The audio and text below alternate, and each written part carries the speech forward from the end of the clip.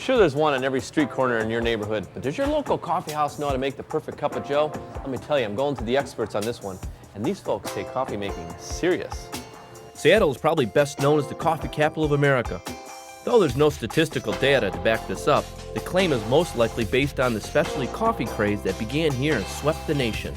But even in this town, there's room for improvement. CAFFE VITA is considered one of the top coffee houses for a reason. Not only do they carefully roast their own combination of beans, but they also have the science of coffee, well, down to a science. This is our laboratory. You really don't know what a bean has for flavor until you roast it and taste it. So Dan, to test these coffees, what is it we need to do, what we're looking for?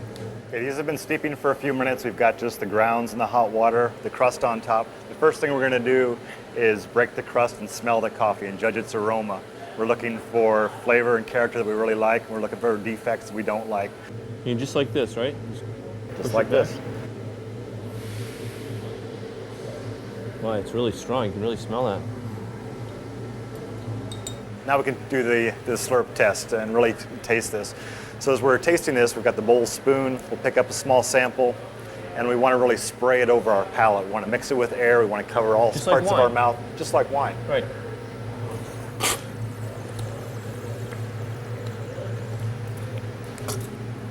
Now we're checking that for our impression of the character and flavor. How much acidity does it have? How lively is it?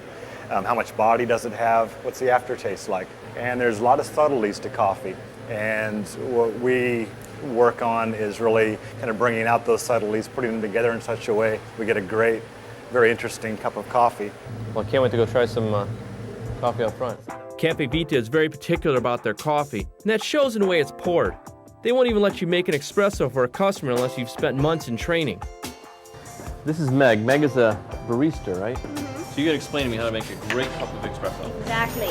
Here's your portafilter. You're gonna have this at an angle. That way the espresso comes in and it'll get all full. What espresso is using an extremely intense cup of coffee. Exactly. Another thing, it's important to just grind per order. That way everything is always fresh. Because your grind is one of the most important things about it. If your grind is off, then the coffee is going to come out either too fast or too slow, which makes it too bitter or not strong enough. We do a little thing called a divot.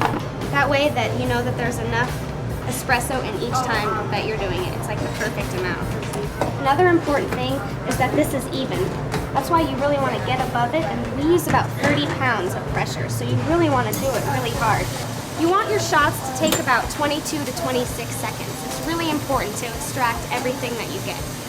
At the beginning, you're getting the acids, and then you're going to get the caffeine and then the sugars, and you can watch it'll turn a little bit whiter, and that means you've extracted everything from this portafilter that you possibly can. And you want them to be about as thick as like an angel hair pasta. Any faster or thicker than that, then it's going to taste bad. And the milk is also really important.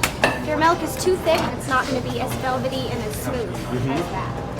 How you do that is by introducing the air into the milk, right? The steaming, right. And this is all nothing but steam, right? And you control it by the movement. You control it by here. And you want to start everything at the same time, so they should be done by the same time. If the shots sit up there too long, then they'll go bad after about 3 seconds. So you really got to watch them. You can use either skim or whole milk. Scrape out the first layer. You want to make sure that there's no bubbles. And then this is called the rosette. And that's pretty much just all in the wrist.